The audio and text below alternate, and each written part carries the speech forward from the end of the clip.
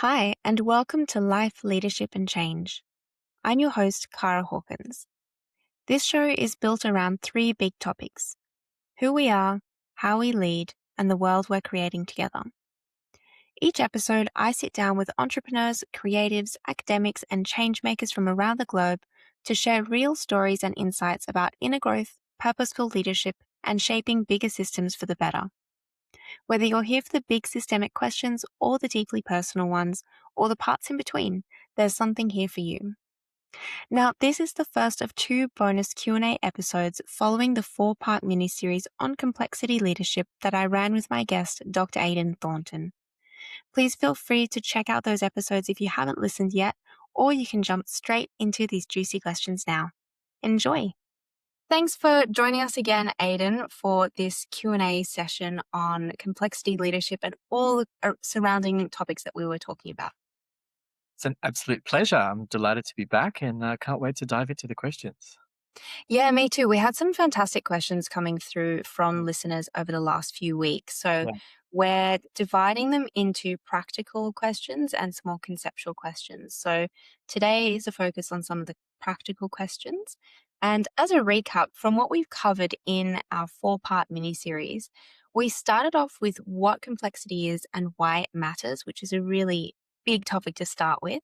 And then we went into what is leadership, and Aiden provided an amazing definition on this, which is, and I'm going to remember it this time, it's a process of influence that fosters systemic health. Yeah. I love it. Spot on. It's a fantastic definition. It's really stuck with me. And so that was the first session. The second episode, we looked at leadership skills moving forward around how we keep up in an increasingly complex world, and also whether that's even possible from how we're wired and the perspective of our biology. Then we looked at leadership in an increasingly polarized world. So we explored the example of the so-called culture wars and the colliding worldviews that lie beneath, and how leaders might start to navigate the complexity in that space. And then finally, we moved to discussing truth, how it's related to leadership and complexity, why it matters, and how we identify it. So we've had questions across all of these episodes, and I'm really excited to get started. Awesome. That's a great recap, and I can't wait to dive into that. Shall we start with the first question, which is, Yeah. what do you think are the 3 to 5 most complex issues that contemporary leaders need to navigate, and why have you picked these ones? So we're starting with a, pretty small, easy question here. Oh, exactly. Yeah, we're going to start with the easy ones. Exactly. Um, it's such an important question, and I think it's one of the more important questions we need to answer in complexity leadership. Because if leadership is the kind of thing that's going to help us navigate through complexity, I think it's important for us to have maybe some things in mind as to the kind of complexities that we might experience over the coming years, decades, and whatnot. Um, there's actually a lot of complexity in answering that question, because we can consider complex issues at lots of different ontological levels, like biological levels, psychological, behavioral, interpersonal, systemic, cultural, global, and so forth. We can also consider it in terms of different types of complexity that might be exhibited in those types of issues. But look, rather than going down if this was an academic presentation, I would go down that path, and I have in the past, and I probably will again. But we want to have more of a practical conversation. So to provide some framing to my response to that question, I think we need to make sure that we get a bit of balance in the conversation here. That, as we discussed in episode 1, there are some aspects of the world that are definitely getting more complex, but there are also many aspects that are getting simpler. And so we touched on just a couple of examples of some of those simple things in episode 1. But just to kind of expand on that list, I would say that some of the following things are simpler for many of us. No, maybe not for all of us, but for many of us. So access to education, access to medical services, travel interstate and also international, communicating with virtually anyone around the world via social media within seconds, processing large amounts of data through AI, freely accessing literature through public libraries, freely accessing educational courses through online platforms, being able to coordinate community events through social media, doing international business through online communications platforms, and the list goes on and on and on. So I think if we're talking about the things that have become more complex, I think we need to have a balanced conversation and also recognize the things that have become more simple as well. Mm. So so in terms of identifying the key things that have become more complex, one of the key sources is the World Economic Forum, and so they've outlined a number of uh, global risks in terms of the severity over the coming 10 years. And so my source of information for this is Figure 3 on page 9 of the Global Risks Report 2026 from the World Economic Forum. So I just wanted to quickly read out this list because I think this is kind of interesting, right? So this is the 10 most severe global risks over the coming 10 years. So extreme weather events, biodiversity loss and ecosystems collapse, critical change to Earth's systems, misinformation and disinformation. It's one that I'm certainly focused on. Adverse outcomes of AI technologies, natural resource shortages, inequality, cyber insecurity, social polarization, and pollution. Um, and my recollection is we've kind of touched on some of these things already. So, the World Economic Forum have got a whole research methodology wrapped around this. They've got a large sample. So I'm not in a position to challenge their methods or their findings. I think they're very interesting. Um, I guess from my perspective, I don't have a crystal ball. And I think part of understanding complexity is also accepting that things can change very quickly and also in very unpredictable ways. So what I wanted to share is there are a few particular topics that I have my eye on in Australia that I think are particularly complex. So I wanted to share some thoughts. So I'll just quickly list them quickly and then we can unpack each one. So the first one is the future of AI. The second one is the future of work. Third is around truth, specifically not valuing truth and not prioritizing the pursuit of truth. Fourth is bad advice on complexity leadership, sorry to say. And then the fifth one is limitations of the human condition. So maybe let me just pause for a second to kind of check in. How does that kind of land with you so far? Yeah, this is really interesting. So what I'm hearing from you is before we look at what are some of the most complex issues, we just need to find that balance and recognize what has become simpler. And there are some obviously still remaining complex issues that we need to look at, but it's also just acknowledging that there are many parts of our life that have become more Yeah. simple. You mentioned the World Economic Forum, so they've got their list of global Yeah. risks. And then you've outlined five more Australian based risks that probably aren't unique to Australia, but Yeah. are probably a bit more relevant to our listener base in terms of some of the challenges that we might personally and professionally face Exactly. going forward. Yeah, exactly. So these five things are the ones that I've got my eye on. Not to suggest that they're more important than anything else, but they're ones that I'm particularly interested in, and they're ones that I think could generate a lot of complexity. So let's go through them. So number one, the future of AI. In my view, I think this is just a great unknown at the moment. I think it has the potential to help us navigate complexity. I tentatively suspect that at the moment it might be causing more complexity. At this point in time, AI has not passed the Turing test by being able to mimic human intelligence. But, some people are predicting that within the coming decade, maybe even sooner, that AI may pass the Turing test and may, demonstrate human intelligence, if not a greater level of ability that exceeds human intelligence. And some of the complexities and some of the risks involved might occur if AI starts to exceed our capabilities. So I'm kind of curious about where that one's going to go.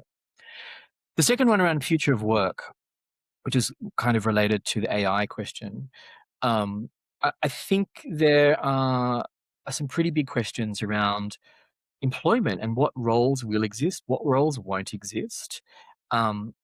Based on the roles that will exist in the future, what are the implications for education and training, and how do we equip people with the skills to be successful? What do we do with people who have been trained in roles that may not exist within the coming years and decades? And what does this mean for the way that we're architecting industries, organizations, operating models, organizational design, and what have you, so that it can adapt accordingly, very rapidly. Um, I think the third one, in my view, is a topic that we talked about in episode 4. But as you know, I think it's so important, and yet it's kind of hidden in plain sight, and that is truth. And that I don't think that there's enough emphasis on the value of truth and why we need to prioritize pursuing it. So, in the terms of truth, I think there are a few specific manifestations that I'm noticing. Um, so, the first manifestation is around the culture wars. That different worldviews, I think, have got very different conceptions of truth and are taking very different kinds of reasoning and evidence into account. When it comes to worldviews, I have to say I do have quite specific concerns about the classical postmodern worldview and also the critical social justice worldview. And so I wanted to say, just share a little bit about that. Um, some commentators have said that postmodernism in its purest form is dead. That postmodernism kind of combined with critical theory from the Frankfurt School and neo-Marxism and what have you to give birth to critical social justice worldview. I'm not sure that's actually true.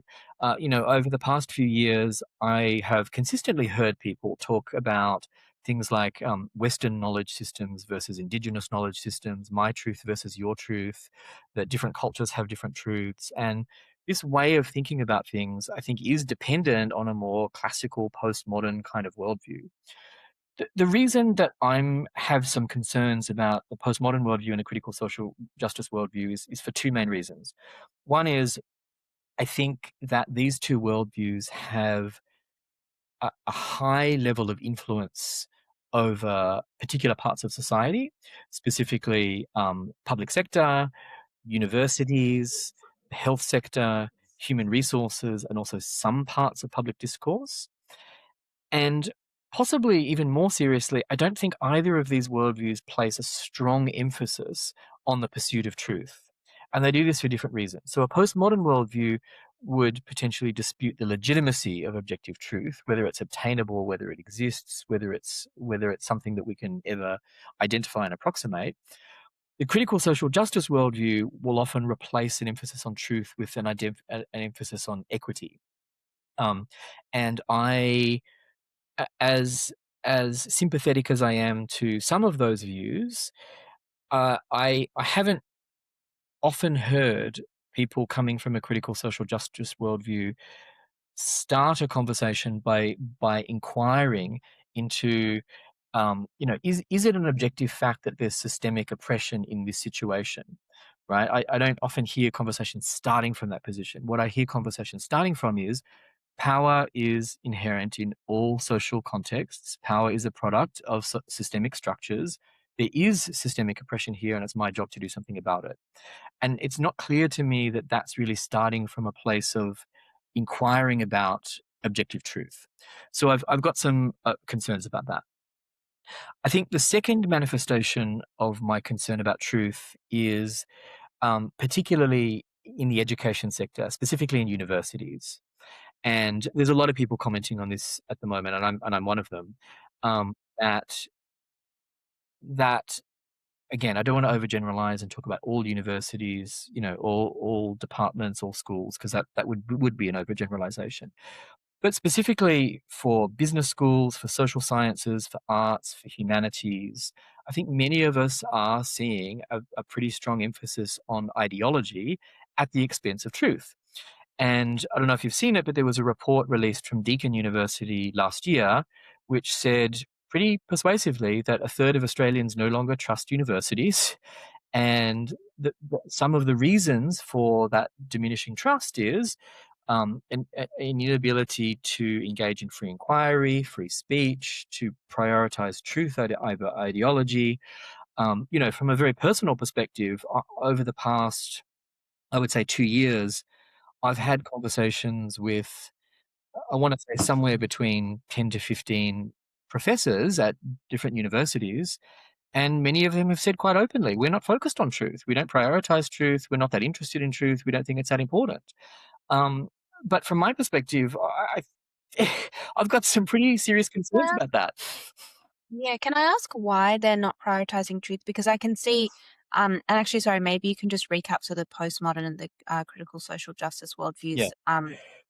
But what role truth, obviously it's very important in this, but I guess what the reasoning is for it to not be part of the discourse or the thinking around sort of the goals that they're looking towards. Yeah, I think maybe we should interview those people and ask them that question. I think that's a great question. What I have surmised from my conversations is they're so deeply immersed in postmodern worldviews or critical social justice worldviews that they're not taking the legitimacy of truth seriously.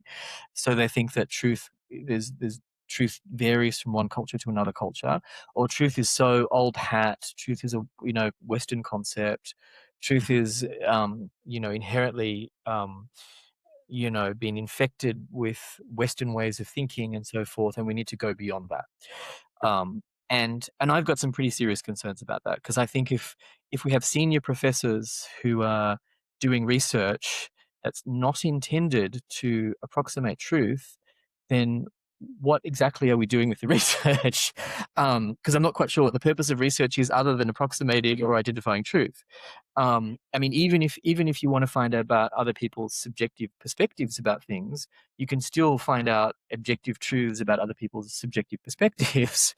Um, and so I have some questions around this, particularly for a sector as influential as the education sector in universities. And so your other ones were about bad advice on complexity, leadership, and limitations of the human condition. I'm curious Exactly. about those. I was just going to say just one Oh, other yeah, just sorry. real quick thing about truth. Just in relation to truth, I think the other thing that's making things really complex is social media, because, on one hand, yeah, it's great to have a marketplace of ideas. It's great for everyone to, speak freely and express their opinions on things, but opinions are not the same things as facts. And if we don't have the skills to discern between fact and fiction, then I think this can make things very complex. Mm. Um, Particularly if people are acting on beliefs that may not necessarily be true of the world. So I just wanted to quickly close out that point on truth. So in terms of bad advice on complexity leadership, this is something that probably not a lot of people would be concerned about, but I'm very concerned about. And the reason for it is, I think a lot of leaders would accept that they're experiencing more complexity in some ways, and many leaders are seeking advice on complexity. And I'm seeing an increase in people who are, self-anointed experts in complexity in leadership. I'm not necessarily sure that we have robust evidence to support some of the claims that are being made. So, for example, just based on anecdotal observations, it seems to me that there are four major approaches to complexity leadership that are applied by practitioners, not necessarily in the scientific literature, but by practitioners. So those ways are stages of adult development, systems thinking, collective leadership, and the Cynefin model. So just quickly touch on those. So stages of adult development is that there's these stages of complexity that adults can develop throughout the human lifespan.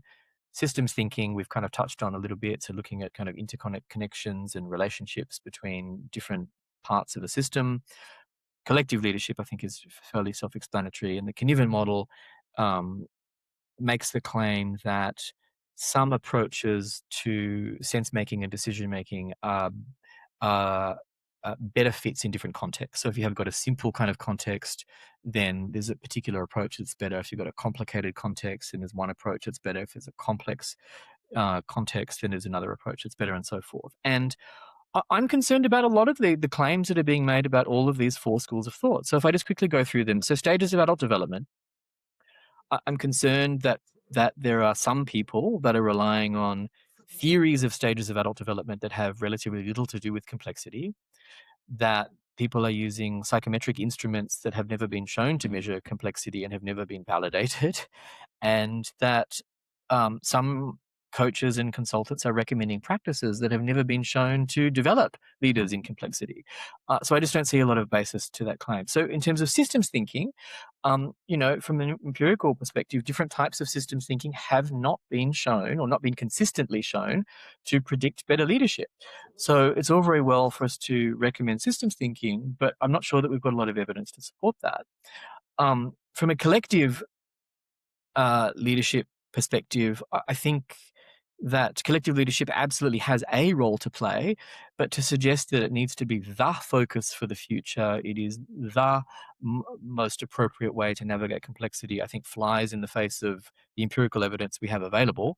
Um, and I think in terms of the Cynefin model, there's lots of great ideas, really interesting points, but I don't see a lot of robust empirical evidence to back up a lot of those claims. And so, if leaders are relying on self-anointed complexity leadership experts to be providing advice, and that advice is not based on sound evidence, then I'm concerned that that could increase our complexity even further. um, Yep. rather than navigate it. You see where I'm coming from? Yeah, absolutely. Yep. And Yeah, so I'll let you finish that last one because I think that yeah. that will have a compounding impact, of course. Yeah, Mm. that's what I think as well. Yeah. Well, and so just in terms of the limitations of the human condition, I mean, I talk about this almost flippantly, but it's kind of important, right? I mean, as I said in I think our first episode, to the best of our knowledge, our species, Homo sapiens, evolved 300,000 to 350,000 years ago. But we evolved in sub-Saharan Africa, but we evolved to live in completely different conditions, where we were focused on survival, not interplanetary societies based on AI. And the reality is, evolutionary biology works very, very slowly, and evolutionary biology just doesn't allow us to catch up to the conditions that we're currently living in. Mm. So from an evolutionary perspective, I mean, I'm not an evolutionary expert, but I understand from a pretty superficial understanding that, a few bones have changed, and maybe the location of a few nerves have changed, and what have you, and a few bits and pieces. But by and large, we haven't changed that much over the past, few 100,000 years.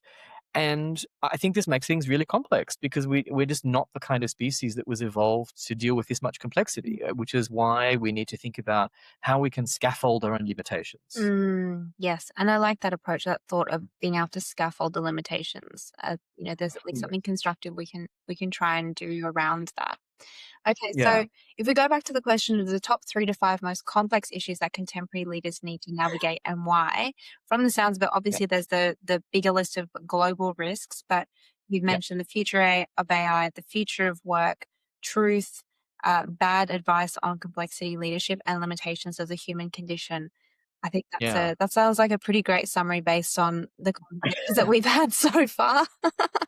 Yeah, and again, I'm not suggesting that they're most complex or the most wicked, but they're the ones that I've got my eyes on, and I think they may be amongst the most fundamental issues that we're going to have to deal with because they inform lots of other things, right? If we can't get truth right, if we can't get worldviews right, if we can't get basic technology right, and kind of get a foundational understanding of these things, it's going to have a ripple effect on all of these other types of issues that are in our frame of reference. Yeah, I was going to say a lot of the issues that were listed in the global risks, for example, they're ones that we need a certain approach to deal with effectively. But what you're talking about are those foundational sort of scaffolds to be able to deal with that. Yeah, yeah. Which Well, even in that. no, Sorry, I go for it. interrupted you. Go ahead. No, no, go for it.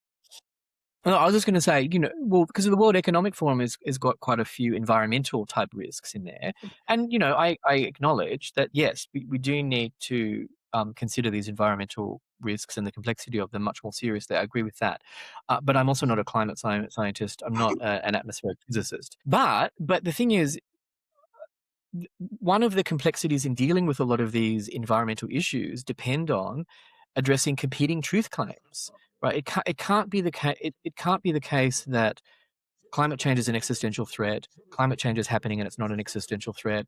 Climate change is a total hoax. These things can't be true simultaneously, right? And so we need to work out which of these claims are the most Mm. true descriptions of the world in order to either decide to navigate them or not, Yeah. right? And so that's why, for me, I think truth is just so fundamental to all of these complex considerations. And I guess an element of that is bringing everyone together onto a similar-ish interpretation of truth. But I think that links to one of our later questions. Yeah, yeah, yeah, yeah. So, our second question today is looking at examples of how we can apply the concepts around complexity leadership to our day to day work. So, that reframe might be, how can I get better at leading in complexity? Yeah, this is such a great question, and I mean, I feel like we would need a weekly podcast for the next 2 years for me to answer that thoroughly.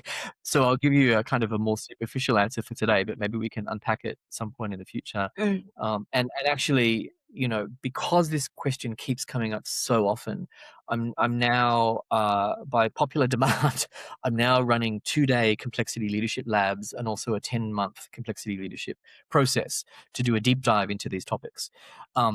So I think there's a few elements to this. So the first element is, I think, identifying the specific complexity leadership skills that you need or want to prioritize. You can't develop everything simultaneously. In our second episode, we started talking about a research-based list of complexity leadership skills that are probably going to help leaders navigate complexity more skillfully. So I think the first thing is identify the specific complexity leadership skills that you want to prioritize. Don't focus on all of them simultaneously. And you can do that informally or formally, right? So if you want to do it informally, you go through a list, you have a conversation with a trusted colleague or with your supervisor, your people leader, a mentor, and you agree on the skills that are going to help you to be more skillful in whatever context you work in. If you want to do it more formally, then come and speak to me or other people around the world who can do psychometric tests on these kind of things. And we can assess these things more formally to work out how much complexity you can actually deal with. As you and I have talked about in the past, I'm actually running a range of psychometric pilots on complexity leadership instruments at the moment. So I think that's the first thing. The second thing is, having opportunities to practice those skills in lower stakes situations.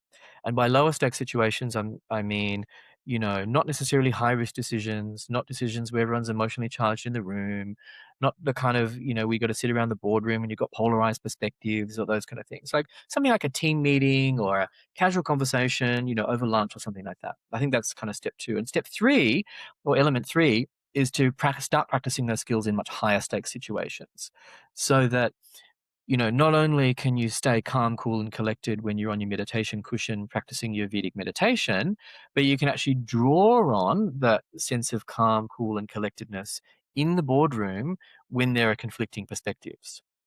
And the thing from my perspective is, if we think about anyone who has achieved a certain level of mastery, think of concert pianists or ballerinas or Zen monks or mathematicians or a professional tennis player or a gym bunny who's going to the gym every day, to work out their biceps or whatever.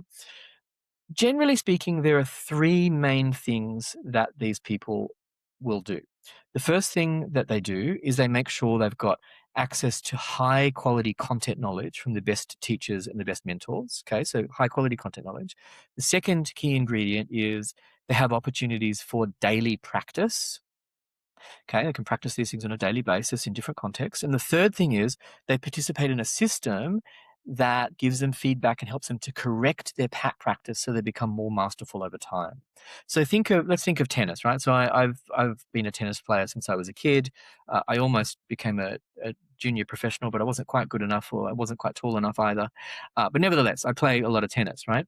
So if we think, how does a professional tennis player become so incredible? Well, they've got access to the best content knowledge from their coaches and their mentors about, the position of their grip and what spin to use in different contexts and how to hit, a backhand from different positions in the court and what have you.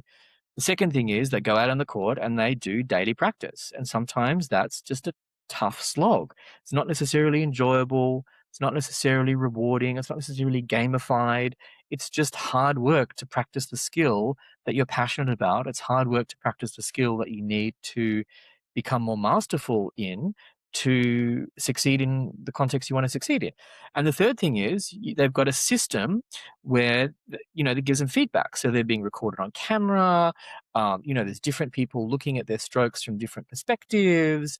They rewatch their matches again and think, oh, I shouldn't have hit the forehand down the line here. I should have hit the forehand across court instead. And that would have totally changed the point. But in my view, these are, I think, 3 of the major elements that we need to get better with complexity. So the high quality content, the daily practice, and then participating in a system that helps to correct our practice. And I think once we've got a sense around what are the skills we want to prioritize, take those skills and then run it through those 3 things. I really like that summary of those 3 sort of steps towards mastery. And may I request, if it's open to public, that I pop in the links for your complexity labs as well? Is that something anyone can join?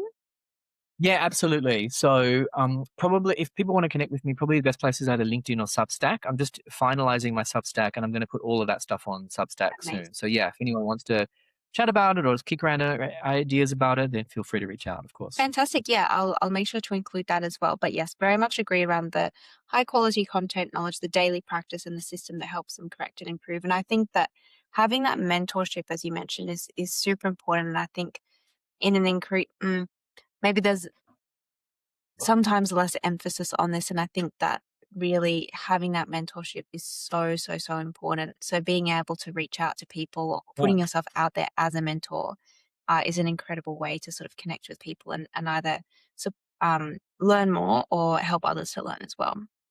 Yeah, I agree with you 100%. Yeah. All right. So question 3. Yeah. When I'm facing complexity, where do I start in how I address it? For example, there are complex situations with complexity in the subject matter, as well as in the culture and the people elements, as well as in governance, as well as in change, as well as in the process. So when there's complexity in amongst complexity, what Yeah. thread do we start to pull first? How do we start to address that?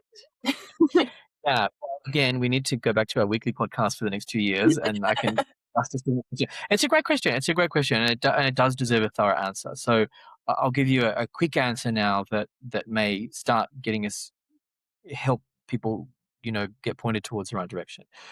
So I think the first thing is just take a step back for the system you're participating in and take a breath, because being able to step back to notice what are the patterns you're noticing? What is the system I'm participating in? What are the dynamics that I'm noticing? What are the conversations that I'm hearing? I think just being able to take a step back and seek a perspective on the system is the first thing. Okay. The second thing is, and there are different practices and ways of doing this, but kind of just to give you a quick answer, I think it's important to work out what has the greatest influence on the system's behavior. So is it a rule that we've never questioned before? Is it an assumption that we've never surfaced before that everyone's sticking to? Is it a particular person who has an unusual level of influence? Maybe it's a KPI that all of us are, striving to achieve for reasons that we can't even understand. Maybe it's the reward and recognition scheme. Maybe it's a punitive culture. Maybe it's an external stakeholder, right? So I think the second thing is observe the system and work out what's having the greatest influence on the system's behavior. And it's not just one thing, it might be a few things, it might be a few interacting things. So I think that's the second thing. And the third thing is I would work out some different experiments to see how you can start nudging that thing that's having the greatest influence on the behavior of the system. How you can start asking some questions about it, how you can start engaging with it, how you can start getting that thing in the system to participate in other conversations. Um, you know, and I think it's by starting to play around with safe experiments to start nudging the thing in the system that's having the greatest impact or the greatest influence on the behavior of the whole system.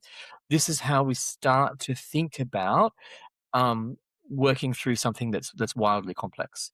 Now, I kind of say, oh, here's a three-step solution to navigating complexity. Of course, in real life, it's not that easy, right? Because we're often, caught up in stress and emotion. Oh my God, how am I going to deal with this stakeholder? These two groups of people just can't agree on anything.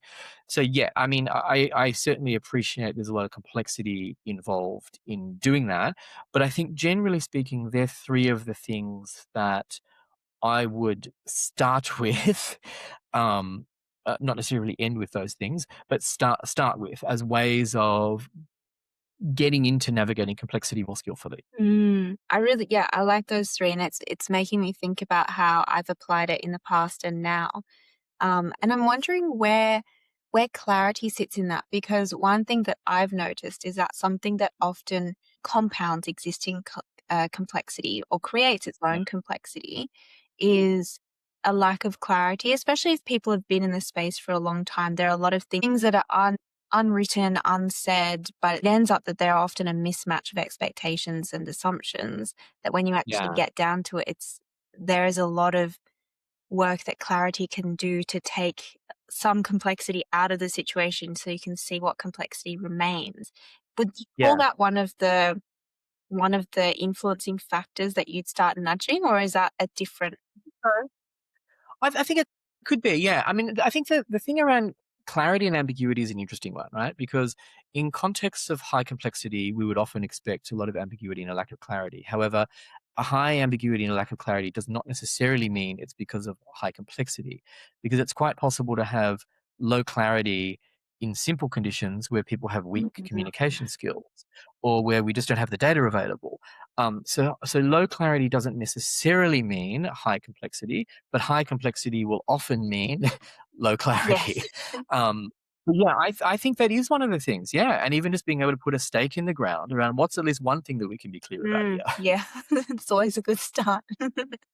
Yeah, Yeah, no, yeah, I think that's fantastic, yeah, and nudging that thing that might have the greatest influence on the system's behavior is a great point, and also that ability to just pause and step back and look at the patterns. Because I agree, when you're in it, sometimes it's really hard to step out of it, so excellent yeah. advice. And sometimes it takes. Sometimes it's not obvious, right? Sometimes it's not obvious at all as to what is really influencing the behavior of the system. Sometimes it takes some investigation. You got to really listen, between the lines as to what's really going on.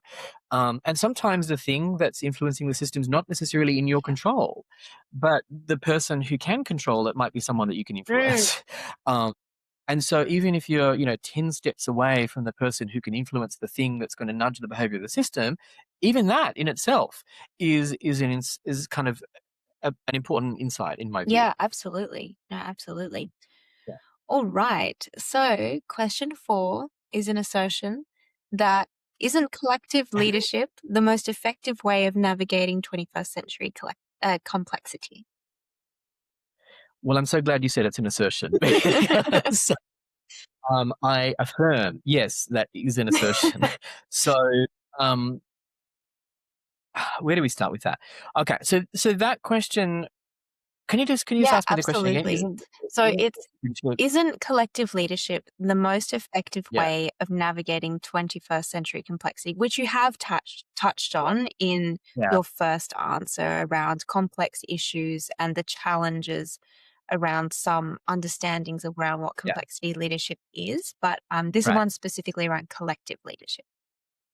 Yeah. Okay. Great question. So to answer that question, let me start by distinguishing between collective leadership versus collaborative leadership. And this is a distinction that I don't think is made very consistently in the literature. So let me tell you how I distinguish between these kind of things. So the first thing is, what's the entity that's demonstrating leadership? Is it an individual leader? Is it collective leadership? Is it AI? Some combination of bits and pieces or whatever. And the second consideration is, what's that entity's ways of working? So the fact that you're working as part of a collective leadership does not necessarily mean that that collective leadership is working together collaboratively. In fact, anyone who's worked in a team in their life would know that many collectives are not necessarily collaborative, right? So I'll interpret this question to mean you're talking about leadership collectives that are working together collaboratively. In my view, I don't think there is anywhere near a sufficient body of evidence to suggest that collectives will consistently perform better in the context of complexity. I think in some contexts, we have seen that collective leadership can actually increase the time required to land on a solution, which is the last thing you need in complexity. It can also reduce the quality and complexity of solutions through different group dynamics, through groupthink, through reducing things to the lowest common denominator. There's all sorts of dynamics at play in collectives that can reduce the complexity of the solutions that teams land on. I think, in my view, the irony here is that the idea that collective leadership is the best approach to navigate complexity is a relatively simplistic approach to complexity. And I say that because part of understanding complexity is recognizing that there are always interactions between parts and wholes or individuals and collectives. And these things are actually interdependent.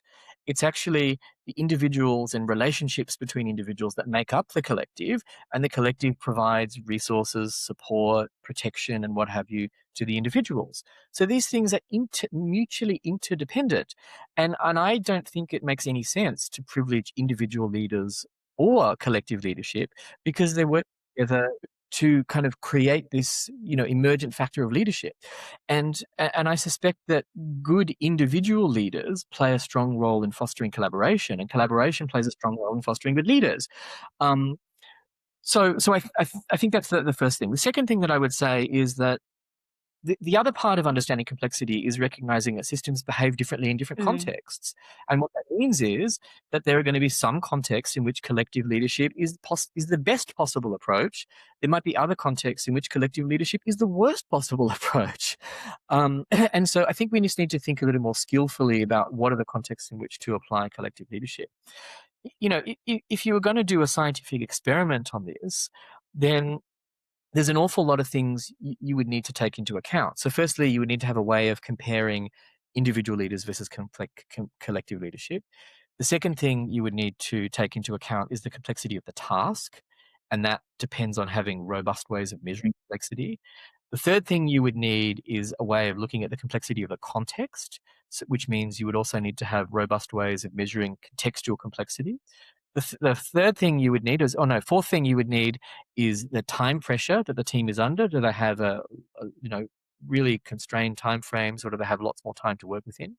The next thing that you would have to take into consideration is the skill of the individuals participating in this collective process. The other thing you would have to take into account is the specific collaborative process in consideration. So we're talking about sociocracy, we're talking about holocracy, we're talking about a more generic sense of collaboration, and what have you. So I think all of these different things are going to be interacting in complex ways that determine or influence whether or not collective leadership is the thing to focus on in the context of complexity. And I suspect that I have absolutely no evidence to support what I'm about to say, so I'm simply speculating here.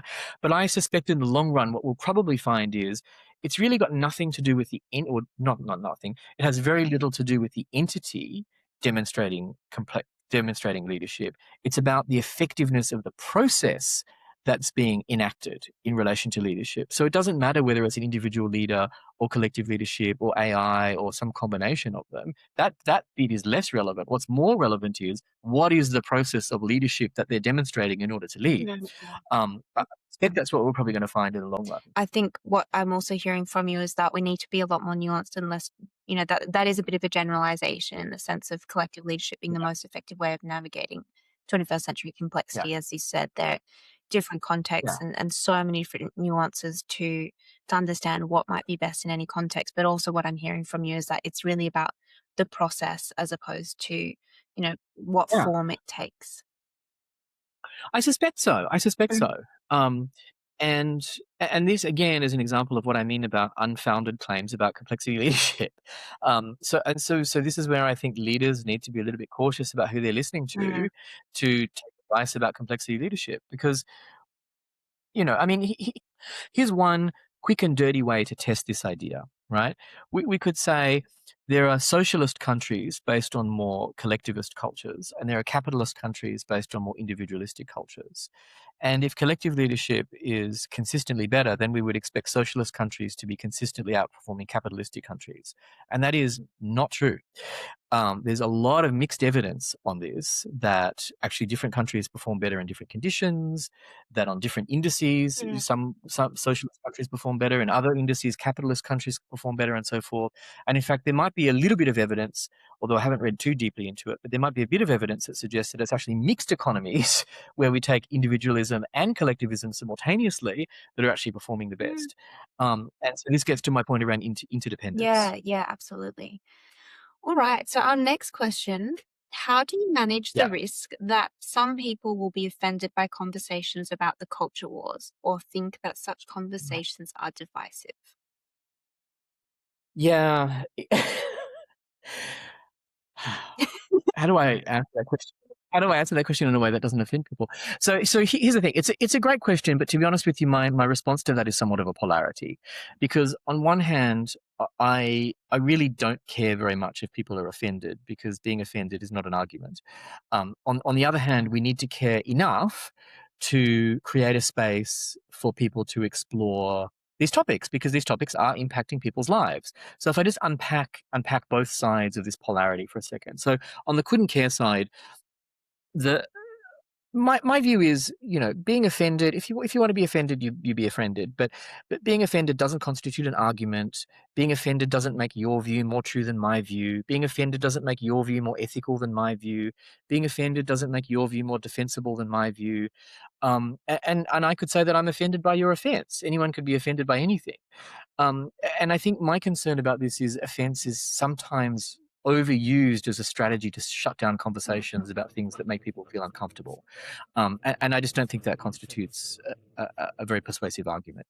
Um, so, on the other hand, though, of course, we can't irritate everybody and offend everybody and get everybody offside, clearly.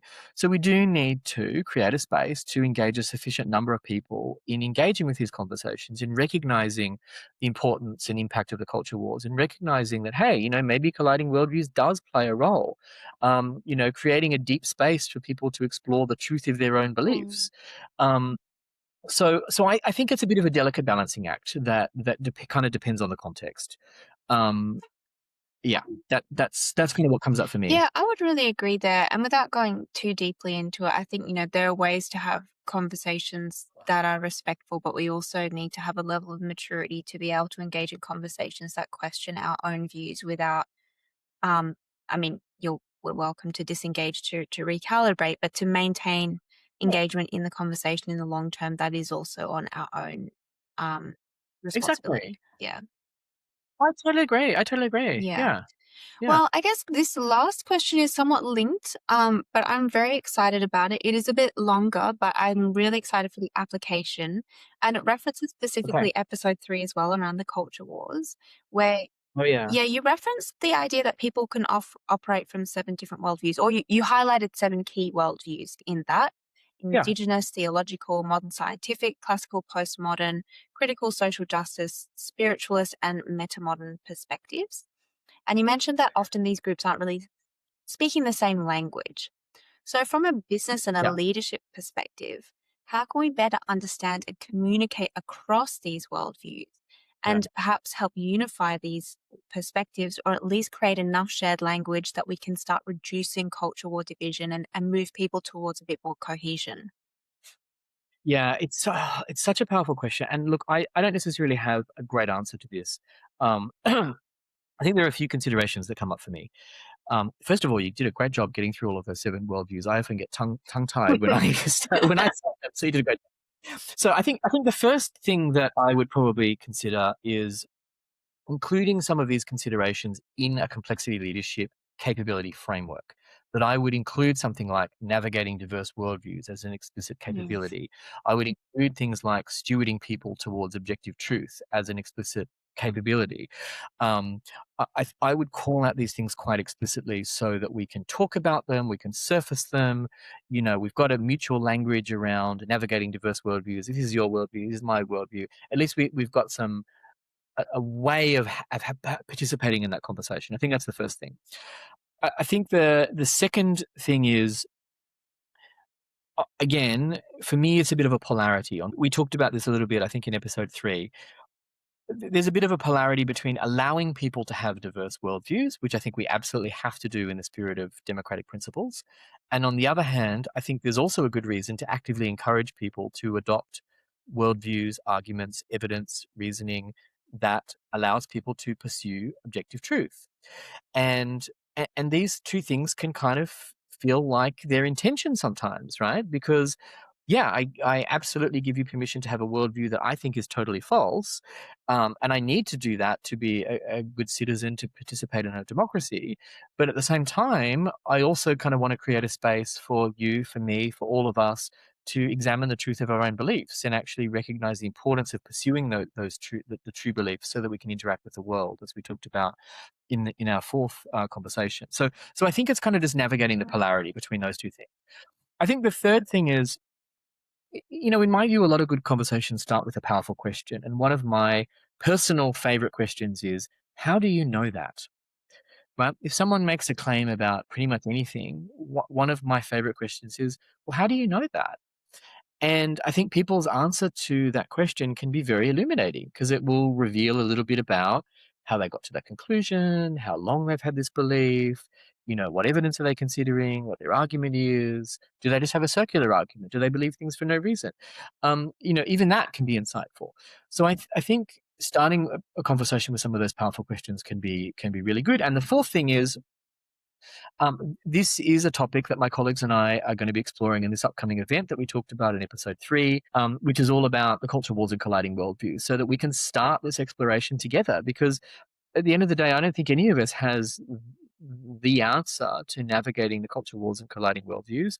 I think it's something that we need to work on with a broader community of people who are interested in having constructive conversations about it, because they can see the way that it's impacting people's lives. So it's really being able to have that. I guess it goes back to being able to have those constructive conversations, making sure we're approaching them well, Yeah. asking the right questions. And then one thing I'd probably add from our other conversations as well, and is being able to match that and show up as someone who can be open to having those conversations too. Right. Mm. Right. Yeah, One exactly. question I have actually about that question is Yeah. the question asks whether or how can leaders help unify the perspectives.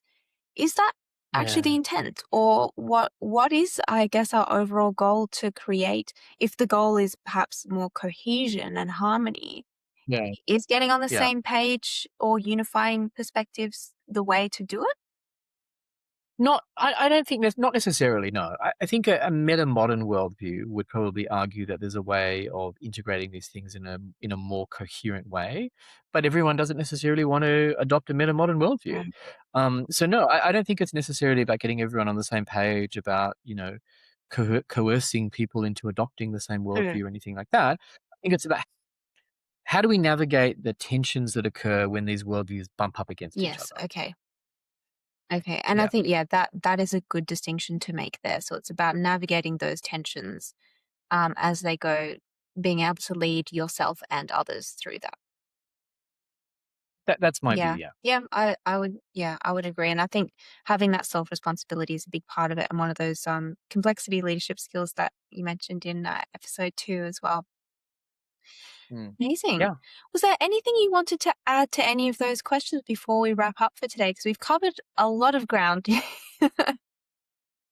We always do. We always do. Yeah. No, I don't think so. Keep the questions coming. Let's keep up the dialogue. Let's keep up the engagement. These are important things. They're impacting, the lives of people's family, organizations, society, politics, and what have you. So, I think that we need to be having these tough conversations.